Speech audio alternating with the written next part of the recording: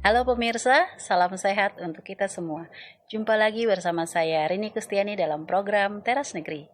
Program Teras Negeri ini dapat Anda saksikan di YouTube Tempo.co. Tamu kita hari ini adalah Wali Kota Palu, Bapak Hadianto Rashid. Assalamualaikum warahmatullahi wabarakatuh, Pak. Waalaikumsalam warahmatullahi wabarakatuh, Mbak Rin. Mohon maaf lahir dan batin ya, Pak. Sama-sama, Mbak Rin. Masih dalam suasana Hari Raya Idul Fitri. Terima kasih sudah berkunjung ke Tempo. Ini kedua kali kita tapping ya, Pak ya? Ya, dan saya berterima kasih diundang. Kita akan undang lagi, Pak. Amin. Nah, sebelum kita berbincang dengan Bapak Hadianto Rashid, saya akan menyampaikan sekilas profil beliau. Tadi saya sudah menyampaikan ini adalah kali kedua Bapak Hadianto Rashid datang ke program Teras Negeri, berarti ini adalah periode kedua beliau menjabat sebagai Wali Kota Palu. Periode 2025-2030 ya. Kemudian dalam membangun Kota Palu, kita sudah lihat ya, apa saja perkembangan yang terjadi di Kota Palu selama 5 tahun ke belakang. Sekarang kita akan fokus ke apa yang akan terjadi di 5 tahun ke depan. Rencana apa yang akan dilakukan? Saya ada contekan, ini ada 35 program yang dengan 6 sektor ya, 6 sektor utama. 6 sektor utama ada sumber daya manusia, ekonomi, pengembangan kota, lingkungan, pelayanan dasar, dan pemerintahan. Saya sampai harus buat contekan karena memang banyak sekali. Nah, dengan banyaknya program-program ini kita akan langsung gali ya dengan Bapak Hadianto Rashid. Pak, sebelum masuk ke program Pak, ini periode kedua. Sebenarnya masih ada PR di periode pertama atau gimana nih Pak masuk ke periode kedua ini? Silakan Pak. Iya, makasih Mbak Rin. Kalau ditanya masih ada pekerjaan, sebenarnya bukan PR gitu, bukan pekerjaan rumah gitu ya, memang pekerjaan kota. Gitu. Pekerjaan kota ya betul. Iya, jadi memang pekerjaan pasti ya selalu menyisahkan ya, karena memang akan sulit gitu bagi kita untuk menyelesaikan secara keseluruhan program-program yang kita sudah rencanakan gitu ya. Dan kita yakin bahwa tidak mungkin kita mampu menyelesaikan dalam 100%. Gitu. Oleh karenanya itu tentunya di periode kedua ini adalah kesempatan untuk melanjutkan kembali ya, kerja-kerja yang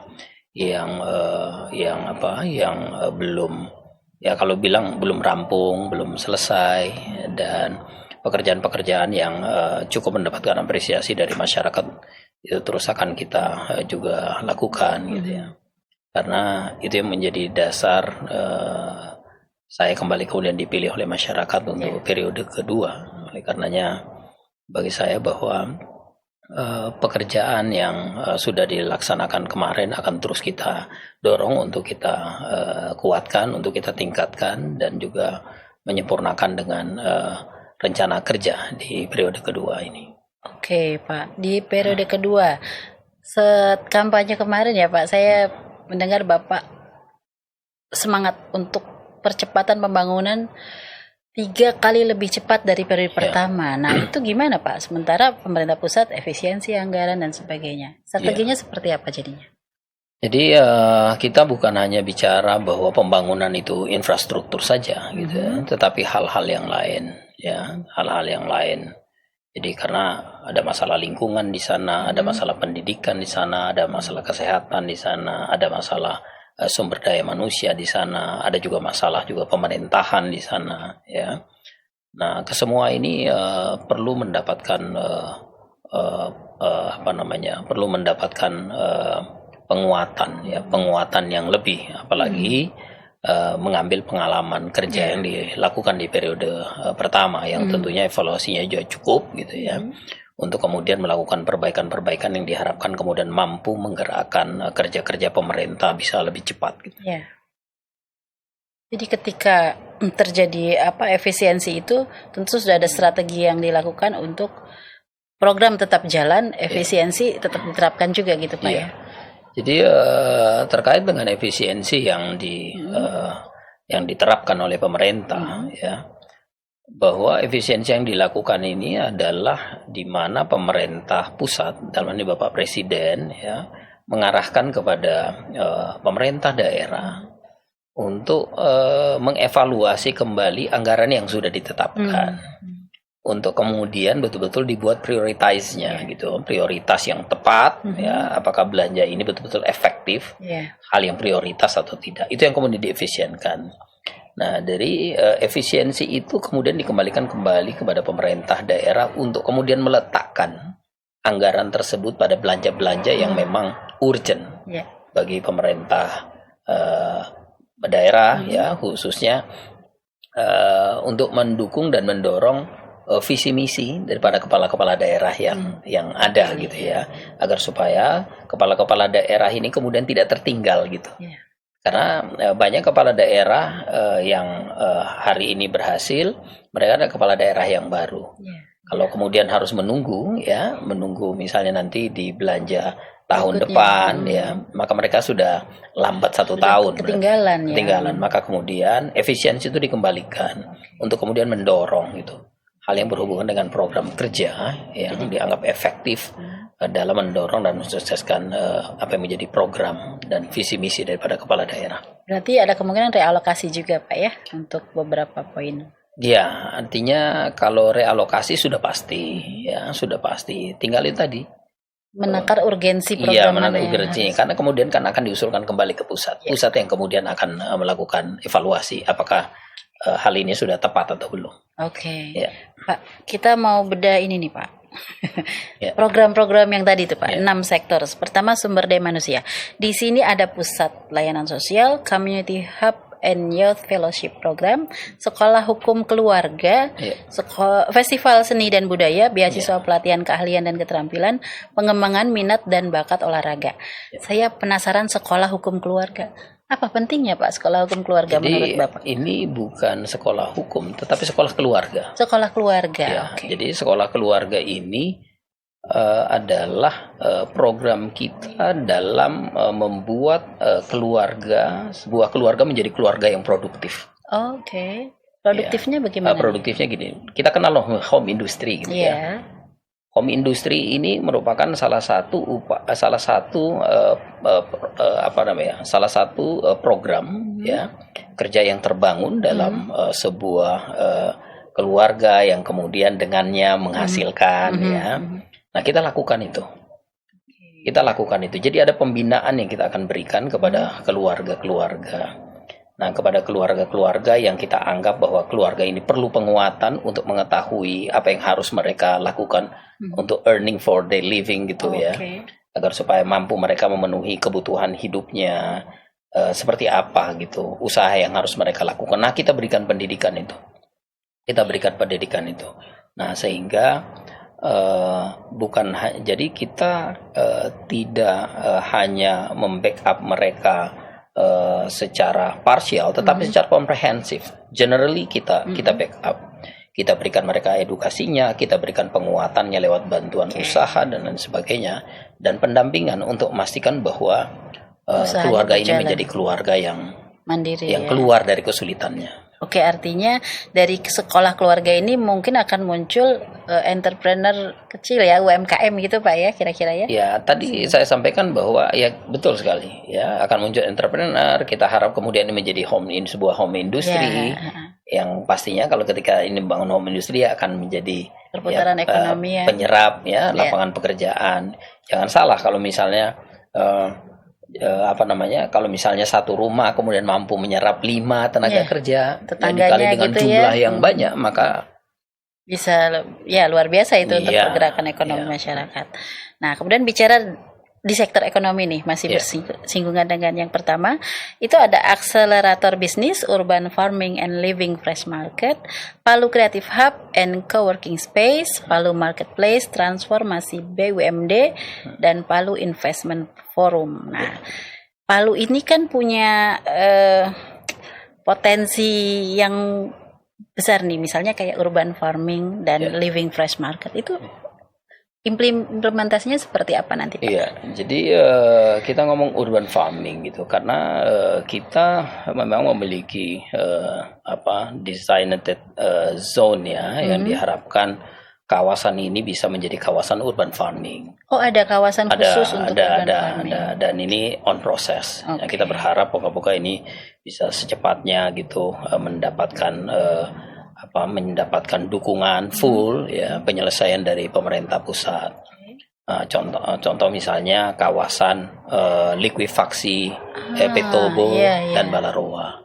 Ini kita udah siapkan desain intentnya bahwa kawasan ini menjadi kawasan urban farming. Oh, itu akan menjadi kawasan urban farming karena memang kawasan ini menjadi kawasan zona merah yang tidak bisa lagi dijadikan sebagai kawasan pemukiman. Tidak boleh ada yang tinggal di situ lagi. Tetapi bagaimana kawasan ini kemudian kita jadikan kawasan yang produktif dan kemudian akan diberikan kembali kepada pemilik-pemilik tanah untuk mereka kelola untuk mereka kelola, tetapi dengan perencanaan yang atau dengan master plan yang sudah dibuat, yang disiapkan oleh pemerintah ya, sehingga kita bisa berharap bahwa lahan ini lawan likuifaksi karena kalau Petobo luasnya itu sekitar kurang dari 180 hektar. Tapi lumayan juga Pak ya. Kalau Balaroa sekitar 56 hektar. Nah, kita berharap kawasan ini menjadi kawasan yang produktif. Jangan sampai menjadi kawasan yang idle Nah, itu kita berharap bahwa ini bisa secepatnya di backup oleh pemerintah pusat agar supaya kemudian termanfaatkan oleh masyarakat, apalagi pemerintah Bapak Presiden sekarang tengah gencar-gencarnya mendorong bagaimana ketahanan pangan, swasembada betul. Nah, kita juga berharap bahwa ini bisa menjadi gitu jalan untuk pemerintah kota juga ikut ikut mensukseskan apa yang menjadi rencana kerja besar dari Bapak Presiden. Baik, jangan sampai karena statusnya zona merah kemudian dia menjadi lahan yang tidak bisa diapa-apakan gitu Pak betul sekali. Karena kan masyarakat yang semula tinggal di situ juga berharap itu tanah saya. Itu tanah mereka, betul sekali. Ya, mereka berharap bahwa kejelasan status bahwa mereka berharap bahwa tanah itu secepatnya bisa difungsikan kembali, apalagi ada historical buat mereka di sana. Nah, mereka adalah bagian yang tidak terpisahkan dari itu. Nah, oleh karenanya itu pemerintah harus secepatnya mengatur hal ini agar supaya masyarakat yang memang memiliki hak ini itu bisa secepatnya kembali mendapatkan haknya.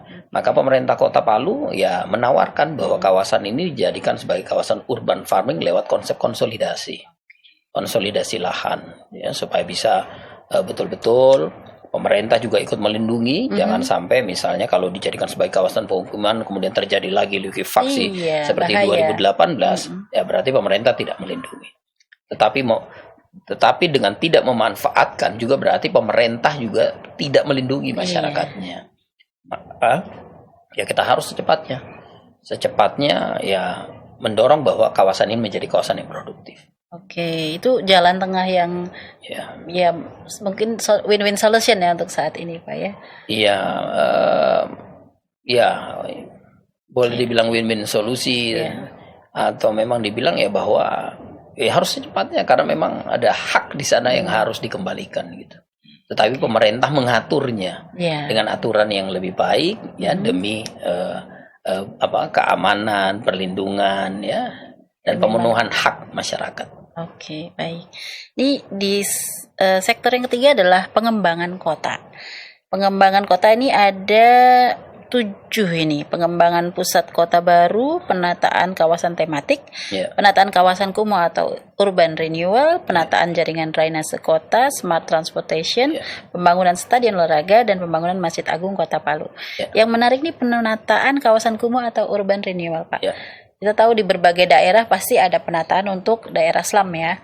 Nah, kalau di Palu strateginya seperti apa nanti, Pak? Jadi strategi kita untuk mengatasi slum area slum area adalah dengan melakukan program kerjanya urban renewal, di mana kawasan kumuh Kota Palu yang teridentifikasi oleh kami itu kita akan lakukan land clearing area.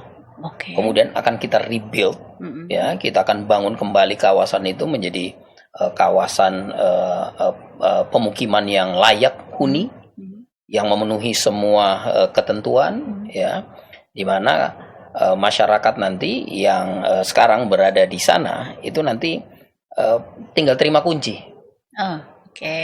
terima beres gitu, terima beres. Jadi sehingga betul-betul masyarakat tidak tersandra dengan kondisinya. Kan kalau misalnya kita harap bahwa masyarakat ini kita minta agar supaya tolong dong ini rumahnya dibagusin, dibenerin, jangan kumuh begini, mereka akan bertanya, Pak, uangnya mana? Gitu.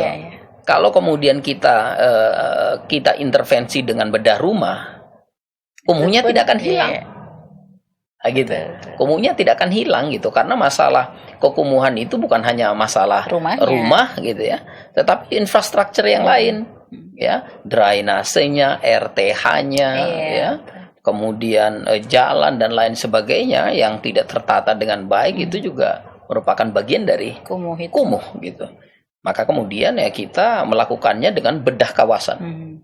Jadi langsung satu kawasan. Ya, karena kalau kita minta masyarakat berarti uang mana, maka pemerintah tidak ngasih uang, pemerintah yang bangun kembali, mereka terima kunci, kita sudah akan atur RTH-nya, drainasenya dan lain sebagainya. Apalagi kawasan yang saya sebutkan yang menjadi target urban renewal kita ini adalah kawasan yang kerap didera banjir. Didera banjir ya, ketika ada luapan sungai ya, maka karena ini merupakan kawasan bawah maka dia kena gitu. Nah ini kita semua harus atasi. Berarti itu permukiman vertikal ya, hunian vertikal ya kira-kira nanti ya. Ada berapa kawasan yang ditarget? Ada tiga. Nah, saya berharap bahwa tahun ini kita sudah membuat perencanaannya, sosialisasi juga dengan masyarakat juga sudah dilakukan. Itu penting juga ya, untuk bisa diterima, karena memang kan masyarakat harus mau menerima. Kalau masyarakat tidak mau ya berarti program ini tidak bisa jalan. Ya. Ketika masyarakat mau menerima, maka kemudian program ini akan jalan. Perencanaannya kita akan siapkan tahun ini dan kita targetkan tahun depan. Ya, 1 titik kawasan mulai kita lakukan. Kemudian nanti di tahun kedua di 2027 1 kawasan lagi, di 2028 1 kawasan lagi, sehingga 3 titik kawasan kumuh Kota Palu di periode kedua ini bisa kita selesaikan. Oke, ini sektor keempat, lingkungan. Kita masuk sektor keempat. Ada urban acupuncture. Gerakan bebas sampah, eco living, 1000 biopori per kelurahan dan Palu resilient. Nah, yang lagi tren ini eco living nih, Pak. Gimana nih, Pak? Kan tadi dengar-dengar akan ada investor yang akan datang untuk urusan sampah, pengelolaan daur ulang sampah. Tapi kalau eco living yang nggak dibangun juga, nanti berjalan masing-masing. Jadi gitu, ini menjadi tagar hari ini. Bukan menjadi tagar hari ini, menjadi tagar penguat dari yang kita sudah lakukan sebelumnya, ya, bahwa masyarakat semakin memahami gitu ya, bagaimana beradaptasi dengan lingkungan dengan lebih baik gitu ya, pemanfaatan penggunaan bahan-bahan yang yang rentan terhadap lingkungan juga sudah harus bisa diterima dengan baik ya. Maka ini menjadi tagar kita. Bagaimana mendorong agar supaya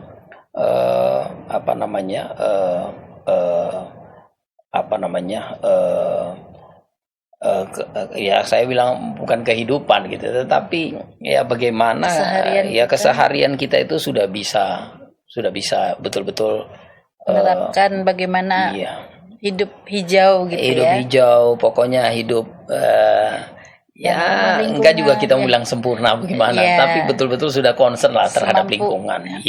Minimal memilah sampah tidak lagi artinya betul-betul penggunaan plastik sekali pakai betul-betul diperhatikan, penggunaan bahan bakar yang pokoknya ini kan juga dalam upaya kita bagaimana mengurangi emisi karbon dan. Oke, baik Pak. Ini yang kelima nih, pelayanan dasar nih. Nah, ini penting nih. Tadi Bapak sempat sebutkan kesehatan, pendidikan, dan sebagainya. Ada smart education, smart healthcare, pendidik magang internasional. Wah, ini important ini Pak, pengajar ya.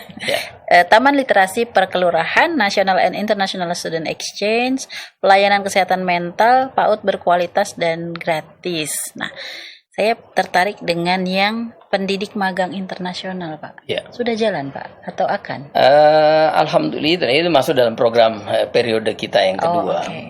Sebelumnya untuk periode pertama berjalan. Jadi para kepala sekolah kita, kemudian para guru kita, itu kita kirim magang gitu ke sekolah, beberapa sekolah-sekolah terbaik di nasional di Jakarta gitu ya, agar supaya bisa mendapatkan best sharing dari mereka, best practice dari mereka, kemudian itu diimplementasikan ya di sekolah mereka ya, ya. itu kemudian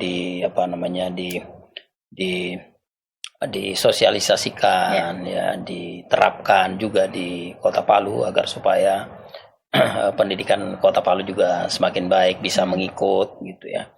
Karena dulu kan tantangan kita adalah terkait dengan zonasi. Iya. Tantangan kita dulu zonasi gitu ya. Iya.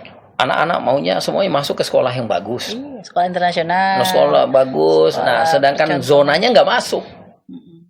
Zonanya nggak masuk gitu. Jadi ketika ini, nah sekarang untuk mengatasi masalah zonasi itu adalah bagaimana kita berusaha melakukan percepatan persamaan kualitas sekolah. Nah, untuk percepatan persamaan kualitas sekolah itu beberapa parameternya. Itu salah satunya adalah guru. Iya, peningkatan kompetensi guru ya. Iya, jadi peningkatan kompetensi guru itu harus gitu. Harus dilakukan. Nah, kita berharap lewat magang kepala sekolah, tenaga pendidik tadi secara nasional tadi itu bisa itu. Dan di periode kedua ini kenapa kemudian kita berpikir keluar? Agar para pengajar kita, para guru kita juga sudah semakin bisa melihat gitu. Seperti apa sih perbedaan gitu ya. Perbedaan kita di Kota Palu dengan daerah lain. Nah, sehingga mereka betul-betul open minded, ya, open minded, tidak lagi artinya open mindednya itu tidak lagi berkutat dengan hal-hal yang sepele.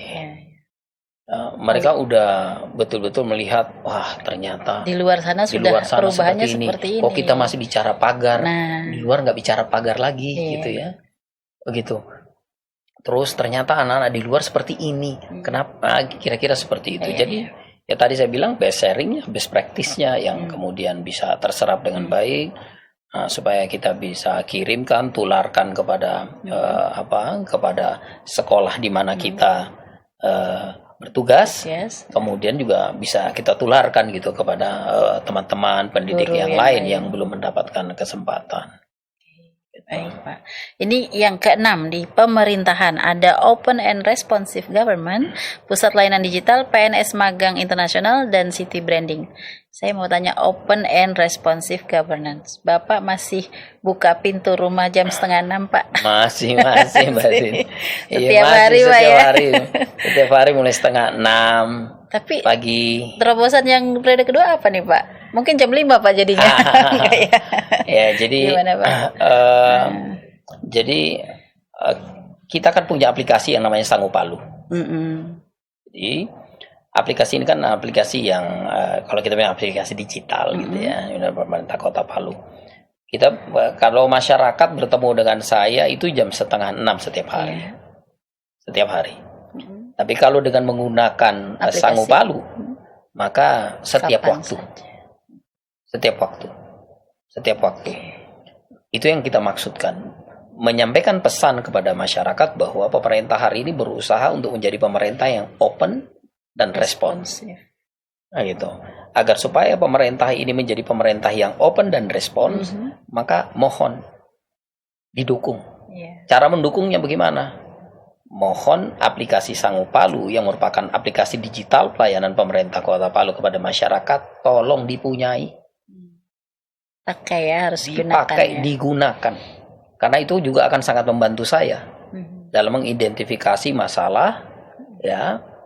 Karena masalah ini kan tidak semua bisa diselesaikan dalam waktu cepat. Ya. Ada yang bisa diselesaikan dalam waktu cepat, ada yang tidak gitu. Nah, kalau dalam waktu cepat, kita bisa gitu. Begitu ini langsung kita ini. Tapi yang fast respon itu adalah ketika kita tahu bahwa penyelesaian masalah ini butuh waktu, maka pada saat keluhan itu masuk, kita sudah langsung menyiapkan rencana untuk itu. Ya, strategi solusinya. Ya, strategi solusinya untuk itu kapan ini barang bisa dieksekusi, kapan ini barang bisa diselesaikan. Nah, oleh karenanya ya sangat penting bagi masyarakat Kota Palu untuk mengetahui bahwa salah satu program kerja pemerintah Kota Palu adalah Open and Responsive Government. Nah, karena memang ya, kita berharap bahwa ketika masyarakat tahu itu, maka masyarakat akan menuntut itu. Nah, cara menuntutnya adalah gunakan aplikasi digital itu. yang dipunyai pemerintah Kota Palu. Oke, jadi warga Kota Palu jangan ragu ya, mau datang ke rumah Pak Wali bisa, tapi bisa juga lewat aplikasi Ya. Lagu Palu kapan saja. Hari ini ya. mau datang ya boleh. Oh, alhamdulillah Pak, saya sudah pernah berkunjung. Luar biasa pembangunannya. Oke Pak, ini saat retret kemarin ini saya agak mengulang sedikit ya. Itu kan Pak Menteri Dalam Negeri Bapak Tito Karnavian itu mengingatkan supaya setiap kepala daerah lebih kreatif dalam memunculkan sumber-sumber pendapatan baru untuk meningkatkan pendapatan asli daerah dan meningkatkan kemandirian. Kalau di Kota Palu apa nih Pak sumber pendapatan barunya itu Pak? Ya, jadi kalau saya bilang bahwa sumber pendapatan daerah itu ya bersumber dari pajak dan retribusi. Pajak dan retribusi. Ya, dari pajak dan retribusi. Nah, itu saya bingung. Ya ada pendapatan lain ya. Contoh misalnya seperti DBH. Ya, dana transfer daerah. Ya, kemudian itu DBH, kemudian ada dana transfer dari pusat. Transfer dari pusat. Tapi kalau kita ngomong pendapatan asli daerah, maka sumbernya cuma itu pajak dan retribusi. Mana yang masuk dalam aturan yang diatur oleh negara ya berdasarkan peraturan pemerintah yang kemudian diturunkan kepada peraturan daerah, maka itu harus diterapkan. Itu harus dijalankan gitu. Karena ketika itu diterapkan dan dijalankan dengan baik, maka pasti akan mendorong. Ya, kalau kemudian ditanya apakah investor masuk kemudian ya ada apa manfaat yang akan diterima, keterbukaan lapangan pekerjaan. Cuman ketika kita bicara tentang pos berhadapan pendapatan, dia agak tidak terlalu banyak pengaruhnya tidak terlalu gitu ya, tetapi multiplier efeknya ada. Ketika serapan tenaga kerja terserap dengan baik, ketika mereka menjadi masyarakat yang bekerja maka mereka memiliki pendapatan. Dari pendapatannya mereka akan belanja. Ketika mereka belanja, ketika sistem berjalan maka akan masuk ke daerah. Tapi ketika sistem tidak berjalan, ya tidak akan masuk ke daerah. Betul. Nah, oleh karenanya itu bisa saja kreatif yang dimaksud adalah kelola dengan baik potensi itu dan bagaimana cara agar potensi itu bisa terserap dengan baik. Nah, itu yang harus dilakukan. Nah, saya melihatnya bahwa itu menjadi tugas utama kita hari ini adalah bagaimana memastikan bahwa sistem ini berjalan, kemudian aturan ini harus diterapkan dan masyarakat harus mau melaksanakan itu, diterapkan itu. Nah, karena ketika misalnya daerah ini memiliki capital yang cukup, maka pemerintah akan memberikan insentif yang lebih besar lagi kepada masyarakat. Nah, sehingga masyarakat juga bisa mengetahui bahwa apa yang mereka berikan kembali kepada mereka. Oleh karenanya prinsip pembangunan dari dulu saya ingat terus dari zaman Pak Harto sampaikan bahwa dari rakyat, bangunan itu prinsipnya adalah dari rakyat, oleh rakyat dan untuk rakyat. Begitu ya. Tinggal memang ya kita sebagai pemerintah berusaha secara optimal mungkin gitu ya. Makanya tadi open responsive balik lagi tadi gitu ya. Kita bisa menjawab apa yang menjadi tantangan, apa yang menjadi harapan masyarakat ketika kita juga memiliki kemampuan. Gitu. Jangan misalnya kita masyarakat Pak, tolong Pak, jalan kami ini rusak. Tapi ditanya sudah bayar PBB belum? Belum. Gitu. Jadi misalnya seperti itu. Nah, tapi kalau misalnya ini dilaksanakan dengan baik, maka pemerintah daerah akan kuat. Kemudian insentif juga akan diberikan balik kepada masyarakat juga akan semakin lebih optimal besar. ya. Oke. Pak, dalam periode kedua ini, Ya. apa cita-cita besar Bapak untuk Kota Palu khususnya dan Sulawesi Tengah pada umumnya? Ya. Harapan saya, cita-cita saya adalah ketika saya meninggalkan kota ini dalam keadaan baik. Sistem pemerintahan berjalan dengan baik, pemerintah betul-betul menjadi pemerintah yang kuat, memiliki SDM yang kuat, memberikan pelayanan yang betul-betul prima kepada masyarakat, ya. Jadi sebuah pemerintahan yang betul-betul mengayomi masyarakat dan kemudian diayomi juga oleh masyarakat gitu ya. Nah, sehingga ketika nanti tidak lagi jadi wali kota, ya, kota ini ya cuman kan tidak mungkin saya bisa menyelesaikan semuanya, tetapi paling tidak ya saya berusaha untuk meletakkan sesuatu yang baik, ya, agar supaya ini kemudian dilanjutkan lagi oleh kepemimpinan berikutnya. Saya berharap Kota Palu menjadi kota yang penuh harapan, Amin. kota yang betul-betul maju, kota yang Luar inilah biasa, yang kuat. pokoknya baik, nyaman, pokoknya buat masyarakat. Oke, baik. Pemirsa, ini kita ngobrol dari tadi ya, nggak terasa waktu sudah kita sampai di penghujung acara. Tapi sebelum saya menutup bincang-bincang Teras Negeri bersama Bapak Hadianto Rashid, mari kita dengarkan pernyataan penutup atau closing statement beliau. Silakan Bapak. Ya, makasih Mbak Rin. Saya sangat bersyukur bahwa Tempo kembali mengundang saya di periode kedua ini. Amin. Dan tentunya bahwa undangan ini pastinya menyampaikan pesan bahwa masyarakat Kota Palu ternyata diperhatikan gitu oleh Tempo, ya. Pembangunan di Kota Palu juga pasti mendapatkan perhatian. Oleh karena itu saya mengajak seluruh kita masyarakat Kota Palu, mari kita semakin memperbaiki posisi kita, ya. Bagaimana kota ini kita drive dengan baik, bagaimana kota ini kita deliver dengan baik untuk menjadi kota yang betul-betul membanggakan bagi kita. Dan kota juga akan bangga dengan masyarakatnya.